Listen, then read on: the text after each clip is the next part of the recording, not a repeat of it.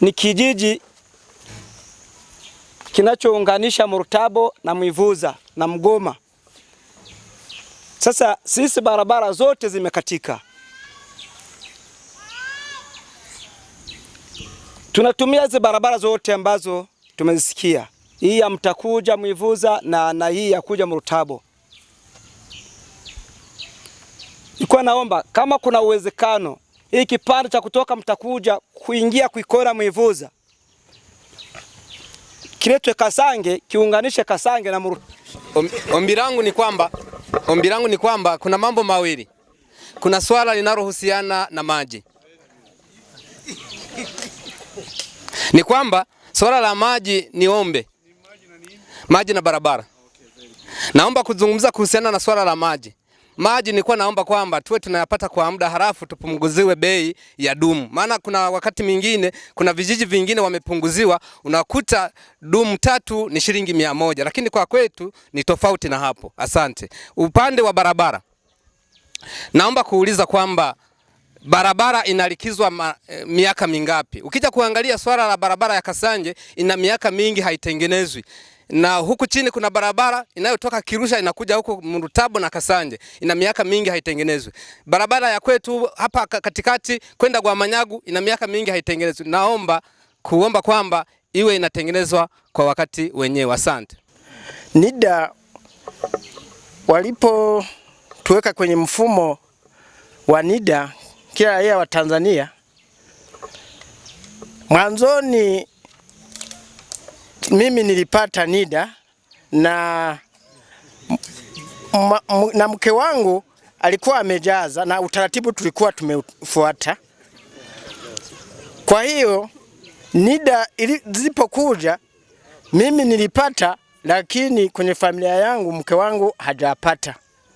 Na hapa umesema kwamba kama mtu ameshaingia kwenye mtandao hawezi kurudia tena kujaza. Ninapenda kuuliza, mke wangu akija kufuatilia akija kuangalia tena ili kwenye mtandao kuwa hayumo, je, ataandika tena kama atakuta hayumo? Asante Mheshimiwa Mkuu wa Wilaya. Mimi kwa majina naitwa Donavina Zakaria. Mimi na maswali mawili. Moja, tumeambiwa kwamba tusiuze kahawa kinyemera.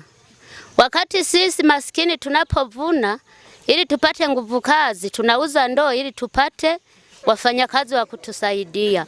Je, chama kitatupatia mikopo ili tupate hela za kutafuta nguvu kazi? Namba 2, ni hawa watoto wadogo wanaoenda kliniki wa umri 0 hadi miaka 5. Tunapowachukua zahanati wakiwa wanaumwa malaria, vidonge wanapatiwa bure, lakini sindano ni shilingi 5,000 kuendelea mbele. Je, dawa ya vidonge na dawa ya sindano vinatoka kwenye idara tofauti? Swali liloulizwa ilikuwa kwamba katika huduma za afya hususan watoto wakienda kupata matibabu, vidonge wanapata bure, lakini huduma ya sindano kwamba wanachajiwa au wanachangia shilingi 5,000. Katika swala la afya kimsingi kwa watoto wadogo wa huduma inatakiwa itolewe bure. Lakini sasa sijapata kiundani zaidi, sindano katika taratibu za matibabu huwa kuna utaratibu mbalimbali kiundani. Inawezekana kama dawa haipo na katika kuokoa mtoto labda analazimika kwenda kuinunua sehemu nyingine. Mara nyingine sijajua vizuri kiundani ni aina gani hiyo ya sindano. Lakini niahidi niweze kulifuatilia kwa undani tuone matibabu yanavyotolewa kwenye zahanati yetu, kwa sababu ni huduma endelevu za afya, hatuwezi kulipuuzia au kuliachia hapa. Endapo atakuja ofisini na tukatambua hayupo kwenye mifumo, huwa tunamwambia ajisajili upya. Unaelewa? Kama amejisajili lakini tukaja kugundua kwenye mfumo hayupo, tunampa go ahead ya kujisajili upya. Lakini kuna changamoto mbili. Kuna mtu amejisajili zamani lakini kwa majina mengine.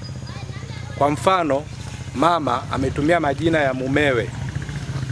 Anapokuja mara ya pili anataja majina ya wazazi wake, automatically huyo mtu hatuwezi kumuona kwenye mfumo kwa sababu anatutajia taarifa ambayo haikuingizwa awali. Sawa jamani?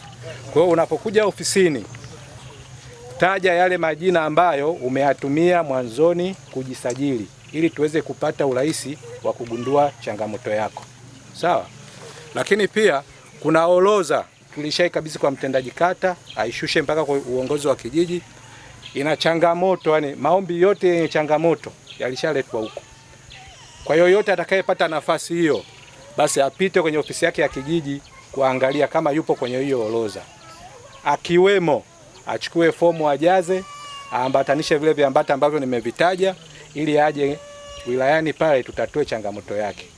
Kama atakuwa na changamoto ya nauli kutokufika, basi avumilie. Kuna zoezi litapita, nafikiri kabla ya mwezi wa 6 mwaka wa fedha huu kuisha, tutakuja kwenye level ya kata, tutasogeza hiyo huduma mpaka hiyo zoezi litakapokuja mje basi kwa ajili ya kutatua hizo changamoto. Sawa? Swali la pili lilikuwa ni vitambulisho vitatoka lini kwa watu ambao wamesajiliwa. Jamani, hatua ya vitambulisho kidogo ina uchangamoto. Ili kitambulisho kiprintiwe ni lazima NIDA ipewe bajeti kutoka serikali kuu, kununuliwe kadi ghafi. Kadi ghafi ndio zije kuzalishwa kwa vitambulisho. Na ndio maana kwenye mchakato wa vitambulisho vya taifa inaanza kutoka kwanza namba ili shughuli nyingine za kimaendeleo ziendelee. Kwa hiyo kwenye hili swala la vitambulisho naomba tuvumiliane. Vile vinavyotoka kwa wakati huo vitaletwa, atakaye kuwepo atakipata. Kama mtu akikikosa basi atavumilia tena kwa awamu nyingine. Kwa hiyo kama bajeti ikipita ya barabara fulani kuja kuibadilisha kwenda barabara nyingine si rahisi. Kwa hiyo nachoshauri kwamba maeneo hayo ambayo mnafikiri yabadilishwe tuyachukue, itakapokuja kutokea fursa au awamu inayofuata ya bajeti tuyakumbuke, lakini kwa sasa kwa kuwa bajeti imekwisha pita ni vigumu sana kubadilisha. La pili ni mnasema barabara hii ya upande wa Kasange muda mrefu haijatengenezwa. Ni kweli, na kama nilivyosema kwenye maelezo yangu wakati ule nimesimama hapa, tuna jumla ya kilomita 1526 kwenye wilaya nzima ya vijiji 75 kata 22. Kwa mwaka tunatengeneza kilomita 200. Kwa mfano kama mwaka huu Mheshimiwa Diwani alikuwa kwenye kikao jana, tumepitisha bajeti ya kilomita 239. Sasa imagine wilaya nzima kama ina kilomita 1526. Kama tunaenda bila kurudia barabara, maana yake muone muda unaochukua mpaka barabara kuja kurudiwa. Lakini pamoja na hiyo kuna barabara zingine zile kubwa ambazo kila mwaka sehemu zenye magari mengi lazima kila mwaka tuwe tunairudia. Kwa hiyo muwe wavumilivu. Orodha ambayo Diwani alituletea ofisini kwenye bajeti ni kubwa. Ilikuwa ni zaidi ya barabara nafikiri 6-7.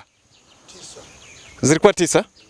Lakini ambazo ziliweza kupata nafasi ya kuingia kwenye bajeti kulingana na ufinyo wa bajeti ndio hizo ambazo zimeingia, na nyie mmeingiza barabara 4. Hata hivi mshukuru Diwani wenu. Kuna baadhi ya maeneo mkienda ofisini mtaona orodha ya wilaya nzima. Hata mimi nina nakala hapa.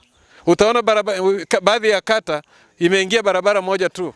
Ambayo muuliza swali aliomba maji yapatikane kwa muda na kupunguza bei. Kwa sasa tuko kwenye mchakato wa kutoa bei mpya za uuzaji wa maji ambazo zinatolewa na bodi ya RUWASA. Kwa hiyo tusubiri bei ambayo itakuja kwa awamu nyingine, lakini kwa sasa tulikuwa tunatumia bei zile ambazo ziliidhinishwa na maelekezo ya serikali. Kwa hiyo naamini kule bei ambayo itakuja tutaitumia hiyo.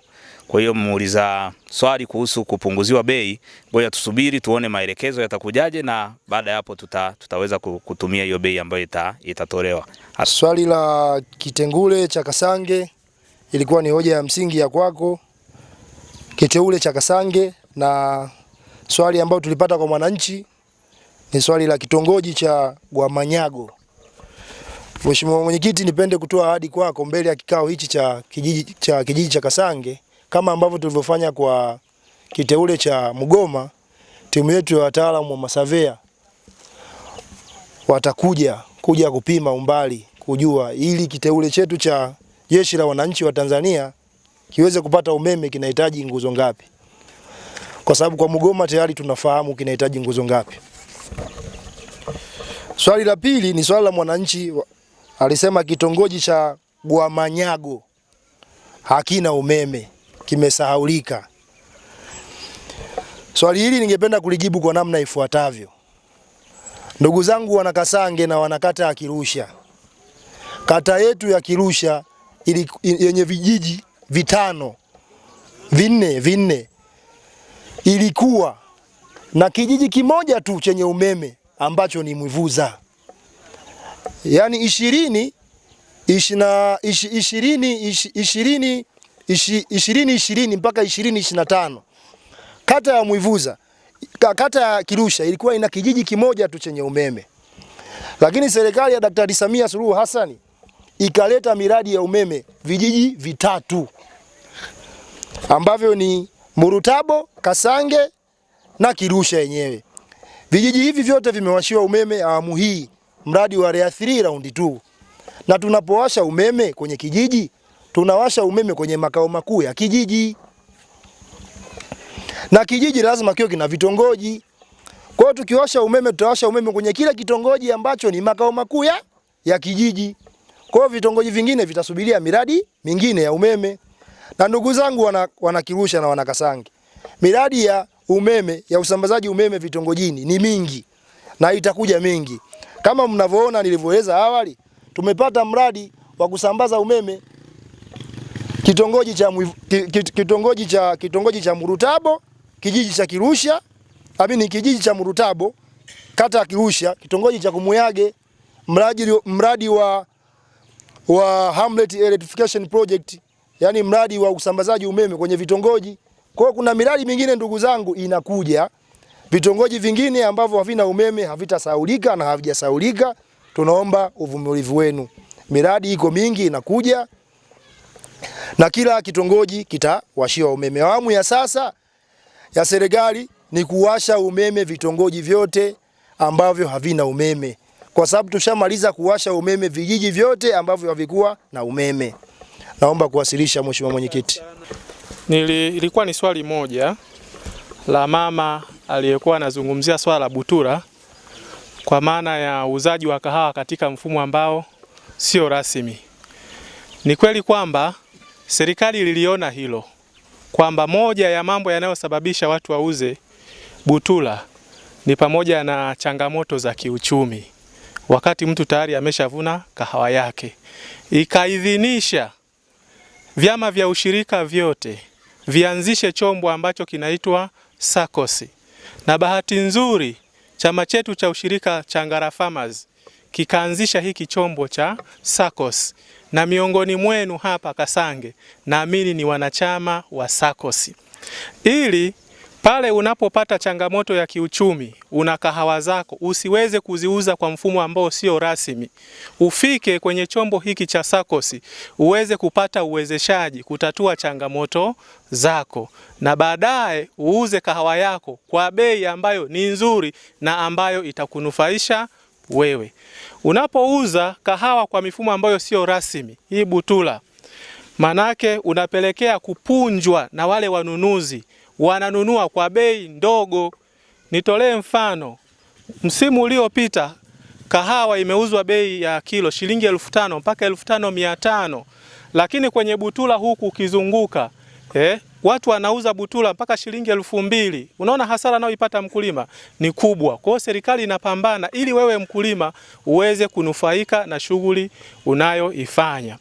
Lakini pia changamoto nyingine tunayoipata sisi wakulima tunaouza Butura, kule kwenye database haufahamiki, hausomeki. Kule kukienda kwenye chama cha msingi cha Ngara Farmers kule kuangalia wale wakulima wa kahawa Ngara, unakutwa wewe mkulima wa kahawa haufahamiki. Ni kwa sababu ulimuuzia mtu kahawa, yeye ndiye akaenda kuonekana, wakati ungeenda kuuza wewe ungeonekana wewe. Kwa hiyo serikali inapohitaji kuleta huduma kwetu sisi, ananufaika yule aliye kubutura. Amekubutura, lakini bado anakuja tena kunufaika na huduma za serikali wakati siye mhusika. Kwa hiyo tunakuwa tunatamani wakulima sisi ndio tuweze kunufaika.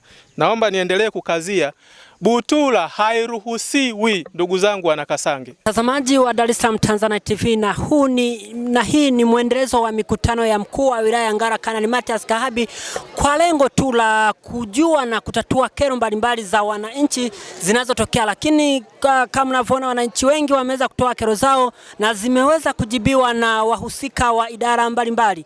Mimi ni Ayub Amos, Dar es Salaam Tanzania TV.